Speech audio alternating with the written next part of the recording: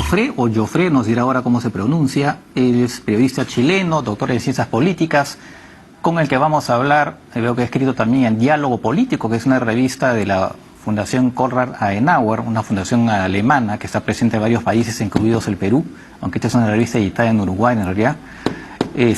Con el que vamos a hablar sobre el Chile post plebiscito, cómo se presentan las cosas ahí. Los ecos, digamos, los ecos no son muy optimistas, que digamos, pero en fin, vamos a conversar con él sobre ese tema. Gracias por haber aceptado la invitación. Muchas gracias, Francisco, por tenerme presente. Un saludo a quienes nos ven en el país vecino, Perú. ¿Tu apellido se dice Joffre o Joffre? Es al gusto del consumidor. Yo prefiero Joffre, eso es como lo digo yo. Ya, perfecto. Ok. Bueno, a ver, ¿cómo están las cosas? Después del plebiscito, vemos algunos ecos que no son particularmente, digamos, positivos, si se quiere, ¿no? La popularidad del presidente no está muy buena. Ahí también ha habido protestas. Creo que el tema de la nueva constitución está medio estancado, según lo que he podido saber. ¿Cómo van las cosas? Digamos así, antes de hablar de manera más específica, en términos generales, ¿cómo están las cosas? Comprendo, sí. Efectivamente, tu análisis, Francisco, es bastante perspicaz en ese sentido, ¿no? Apunta exactamente a lo que está ocurriendo. En teoría de ciencias políticas, este proceso, la verdad es que no es nuevo. Tiene un nombre bastante concreto y se le conoce como el fin de la luna de miel, ¿no? La luna de miel siendo este periodo que existe un cierto eje que alinea a los distintos actores políticos, específicamente al gobierno entrante, cuando comienza su nueva administración, con el Congreso, la oposición, la prensa y finalmente también la opinión pública, la ciudadanía. Ese eje, que en un comienzo es bastante beneficioso para el gobierno entrante porque le permite tener mayor apoyo a su programa de políticas públicas, se desvanece con el tiempo usualmente. En países como Estados Unidos, por ejemplo, la luna de miel tiene hasta se le sigue el tiempo, digamos, y hay estudios que demuestran que tiene una periodicidad de entre 2 meses, 3 meses hasta un año, si a un gobierno le ha ido bastante bien en ese periodo de asentamiento. Pero precisamente es el 4 de septiembre, cuando se rechaza el proyecto de nueva constitución, lo que marca, en definitiva, de forma oficial, el fin de la luna de miel. Lo que estamos viendo en este minuto, con una oposición fortalecida, ¿no?, que tiene mayoría en el Parlamento, que está poniendo condiciones y algunas trabas también a muchas discusiones que antes, digamos, del 4 de septiembre, de las cuales no se tenía una opinión muy clara, están haciendo notar y son las piezas de evidencia con las que nosotros podemos hablar de este fin de la luna de miel. De acuerdo. Ahora, sí, pues la luna de miel efectivamente es algo que acá en el Perú ya suena casi surrealista, ¿no? Acá el gobierno que llega no tiene luna de miel, sino luna de hiel. Bueno, pero y también en esos días se han conmemorado los 33 años del famoso estallido social.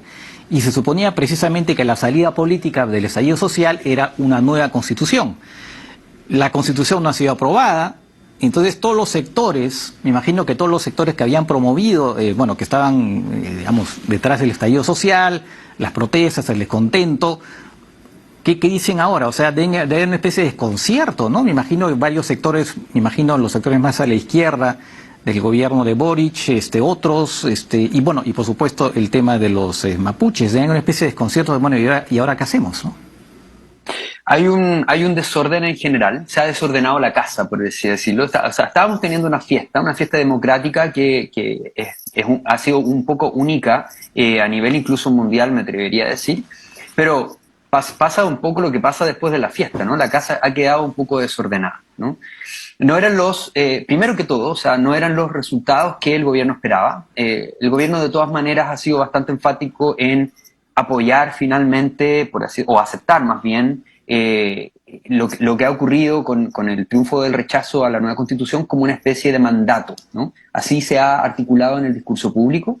Es un mandato que fuerza primero, si bien no era lo que se esperaba, se tiene que aceptar como una decisión democrática de la mayoría de la ciudadanía y que por tanto tiene que hacer reforzar el trabajo que se tiene que hacer, más colaborativo y más pendiente de las señales que envía el ambiente político para nuevamente edificar o reordenar esta casa, ¿no? Esas son las señales que está tratando de tomar el gobierno por un lado.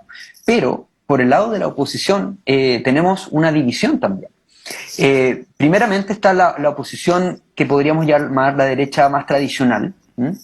La derecha que ha estado durante los últimos 30 años bien emplazada en la oposición, que se ha encontrado una cierta alianza con algunos sectores del centro político y de la centroizquierda, y en conjunto se han transformado en una oposición que tiene algunos elementos más constructivos, en el sentido de que entienden que lo que ha ocurrido ha dado ciertas señales de lo que quiere o no quiere realmente la ciudadanía, y se han puesto a trabajar entonces, se han remangado las mangas de la camisa para trabajar junto con el gobierno en la medida de lo posible, ¿no? En ver cómo se puede salir de esta crisis. Mientras que existe otro sector que es relativamente nuevo, yo le llamaría la nueva derecha, que es una derecha que se posiciona aún más, de forma más radical, hacia una derecha de tipo trumpista o una derecha de tipo bolsonarista, ¿no? Que se encarna en un partido político en particular, que es el Partido Republicano, y que era el partido precisamente del ex candidato presidencial que perdió frente a Boric, José Antonio Kast. Este movimiento está tomando bastante fuerza. Recordemos que José Antonio Kast obtuvo la segunda mayoría en los comicios presidenciales en los que triunfó Boric. O sea, no hay que desconocer que son una segunda fuerza bastante fuerte en el país, y esta segunda fuerza ha tomado fundamentalmente la decisión de rechazar la nueva Constitución como un triunfo político para precisamente validar y legitimar la Constitución de 1980, que, recordemos, Francisco, fue escrita en dictadura. Entonces lo están tomando como un triunfo, una victoria que les da la legitimidad y, por así decirlo, les da la ventaja competitiva para poder decir que entonces acabamos con esta discusión constituyente, la desmantelamos y continuamos con la Constitución vigente en el país. Esos son los dos elementos que figuran en este minuto en la oposición, y un gobierno que está intentando, ¿cierto?, volver a traer este ciclo de vuelta, pero no está fácil, no se están dando en las mejores condiciones para esto en este momento. De acuerdo. Y creo que después de los resultados, el presidente Boric finalmente aceptó, claro, es una cosa democrática, los resultados, pero dijo que había que actuar rápidamente para salir, pues finalmente pudiera salir una nueva constitución. Y recuerdo que en ese momento hubo discusiones, ¿y qué hacemos? ¿Será una nueva asamblea? ¿Ya no será así? ¿Será una comisión que va a elaborar? Después será el propio Congreso. Digamos, ese dilema no se ha resuelto todavía. No, exactamente. En parte, ¿por qué no se está resolviendo? Y aquí yo traigo un poco una hipótesis de trabajo de lo que está ocurriendo. Fundamentalmente la oposición, en general, digamos, independiente de las divisiones que recién comentaba Francisco, lo que está haciendo es precisamente en lo que el sector oficialista ha llamado como una borrachera de triunfo, una borrachera de victoria, ha estado poniendo condiciones para que continúen. No tanto las decisiones, porque todavía ni siquiera es que podamos entrar en ese campo, Francisco, sino que estamos más bien en las reflexiones post plebiscito, condicionando que incluso se puedan dar instancias para tener esa reflexión en virtud del siguiente tema, que es el tema de la delincuencia y el orden público. Existe otro concepto que es muy clave en ciencia política, que nos permite como herramienta, si me permites, interpretar este momento en el país, que es precisamente el de la propiedad de los temas, ¿no? La propiedad de los temas significa, en palabras muy sencillas, que los distintos sectores políticos son propietarias, por así decirlo, un tema en el que la ciudadanía les percibe como el sector que es más idóneo o el más preparado, el más competente para resolver esos asuntos. En general, en Chile, como pasa en muchos otros países, la derecha suele ser propietaria de los temas de orden público, seguridad, combate de la delincuencia, etcétera. Mientras que los sectores más de izquierda y centroizquierda son propietarios de temas de derechos sociales, ¿no? Agenda de reforma tributaria, en general, derechos humanos y también temas de género. Precisamente lo que está ocurriendo en este momento es que ante unas crecientes cifras de delitos más violentos, porque debo hacer un alcance que acaba de salir una encuesta hoy que nos demuestra que no están aumentando la criminalidad, sino que ha disminuido en comparación con el año 2019, lo que sí efectivamente ha aumentado es el delito con mayor violencia y con el uso de armas de fuego. En esa situación hay una mayor percepción de temor, digamos, en la ciudadanía, de temor a ser victimizada por el delito y la delincuencia, y la derecha está aprovechando este temor para conectar mejor con la ciudadanía y imponer esa agenda por sobre la agenda constituyente. Entonces, en palabras muy sencillas, lo que está ocurriendo en este momento es que la oposición pone continuamente trabas para reflexionar sobre el nuevo proceso constituyente, toda vez que dice que existe una situación mucho más preocupante y alarmante de la cual el gobierno se tiene que hacer cargo, que es la delincuencia y la criminalidad. Y eso reviste algunos problemas, Francisco, porque lo que ocurre es que con esto de la propiedad de los temas, lo que está haciendo la oposición es traer al gobierno a su área de comodidad, ¿no? El área donde mejor se maneja, demostrándole al electorado que el gobierno no sabe manejar o no sabe cumplir con sus funciones respecto al control de la delincuencia y que la derecha lo haría mucho mejor. Y eso neutraliza un poco y va con el tiempo quitando ánimos para que nosotros nos podamos enfocar en el proceso constituyente, que es la urgencia que tiene, como bien decías, el gobierno en este momento. Claro, ese tema de la seguridad es muy potente, ¿no? En Estados Unidos también, para la campaña de los midterms en Estados Unidos es un tema que también está ahí, además, por supuesto, del tema del costo de la gasolina, y en otras partes también. Bueno, acá en el Perú el tema de la seguridad también es un tema sumamente importante, y efectivamente, pues, bueno, puede dominar, en algún momento puede dominar el debate político, eso está muy claro. Ahora, el tema de los mapuches, se arrestó hace no mucho a un líder partidario de acciones violentas, no recuerdo en este momento el nombre. ¿En qué ha quedado ese tema? ¿En qué ha quedado el tema de los mapuches? Me imagino que te refieres a Yantul, sí, ¿no? líder de la CAM. Sí. Sí. Bueno, esto es, por supuesto, mi opinión un poco más personal en este tema. Es bastante complejo el tema del conflicto que se le llama acá el conflicto mapuche, toda vez que las informaciones que fluyen no fluyen de forma, por así decirlo, horizontal, líquida y fácil de entender. Por el contrario, la información que recibimos desde el centro del país, por así decirlo, desde Santiago, que ya tiene una distancia considerable de la zona de la Araucanía, es una información que llega fragmentada, es una información que trae algunos sesgos, y que además llega desde distintos medios de comunicación con versiones que a veces son completamente opuestas. En esa circunstancia, los actores políticos que quieren apoderarse de sus temas de propiedad y quieren instalarse con sus respectivas agendas legislativas en esos temas, aprovechan precisamente esa fragmentación y esa por así decirlo, desintegración de la información, precisamente para poder, en esos recovecos que quedan, poder poner su agenda. En este minuto lo que ocurre es lo siguiente: el gobierno no se está realmente haciendo cargo de ese tema porque no está en su prioridad. Entonces lo que ocurre es que la oposición ha sabido ubicarse en ese tema rápidamente. Otro tema que es bastante importante y que debo señalar en este espacio es que a partir del año pasado en adelante, por primera vez, Chile vota por sus gobiernos regionales.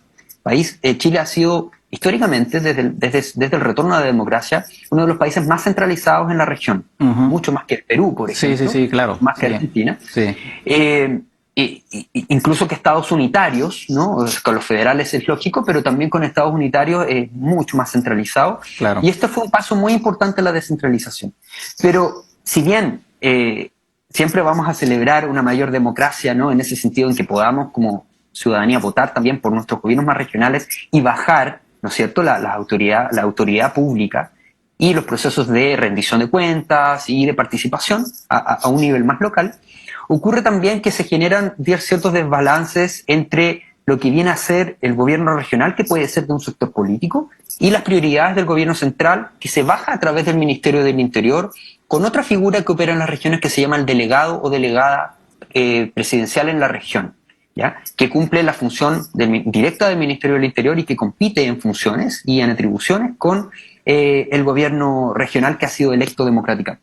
En la región de la Araucanía hay un gobierno de la oposición, uno de los pocos que hay, que es de la oposición, que es de derecha, versus una delegaduría que ha sido bastante polémica de parte del gobierno. Es una bomba de tiempo el cómo se vayan generando esas fricciones entre estos dos estamentos, con una ciudadanía confundida por, como te decía antes, en cómo fluye la información, con un gobierno que no tiene su agenda prioritaria realmente resolver, porque mi impresión es que no termina de comprender mucho qué es lo que ocurre con este conflicto. Y para hacerlo bien claro, la confusión viene básicamente porque hay instancias de ataques incendiarios a instalaciones madereras donde hay panfletos que hacen reivindicación a la causa indígena, hay otros momentos en que no hay panfletos y que se desconoce quiénes fueron, quienes perpetraron los ataques, y finalmente se ha descubierto últimamente en una línea judicial, el Poder Judicial se está haciendo a cargo de algunas investigaciones, de algunos casos en donde han estado involucradas empresas competidoras en el rubro maderero. Entonces, como ves, hay un desorden que no se logra comprender finalmente y que permite que las agendas se instalen en estos recovecos de información. Caramba, empresas también, o sea, eso son métodos ganseriles, o sea, empresas que supone que Chile es un país mucho más formal que el Perú, digo yo, bueno, siempre es así, y sin embargo hay empresas que están utilizando métodos, según esa investigación, bueno, había que comprobarlo, estarían utilizando métodos ganseriles, empresas formales. Exactamente, y lo que ocurre también es como finalmente no terminamos de comprender quiénes son los actores que finalmente están involucrados en estos crímenes. La derecha rápidamente ocupa esto para hablar de terrorismo, lo cual no es un concepto que debiésemos acuñar tan ligeramente, porque el terrorismo, como bien sabemos, conduce a una cierta ideología, ¿no? Se está proponiendo una ideología de cambio radical a través de acciones también radicales, como lo que estamos viendo en Reino Unido, que está ocurriendo recientemente con los ataques de pintura, ¿no? Que si bien ¿no? son mucho menos dramáticos que quemar maquinarias y camiones, sin duda que nos ponen en una misma situación de balance y de decir, ¿es efectivamente terrorismo lo que está ocurriendo o tenemos que seguir investigando, tomar ciertas precauciones antes de hablar en el discurso público y finalmente seguir esta línea que se está volviendo muy, muy particular, que es descubrir hasta qué punto esto no ha sido siempre un asunto, como bien tú dices, de un poco mafioso, ¿no? Un poco de empresas compitiendo de forma desleal por el control de un mismo rubro. Vaya, vaya, vaya. En fin, bueno, muy interesante todo lo que nos has comentado y seguramente te llamaremos nuevamente para seguir analizando cómo van las cosas por allá. Gracias otra vez. No hay problema, Francisco, un gusto y saludo a los televidentes peruanos. Gracias. Bien, recordemos la pregunta del día.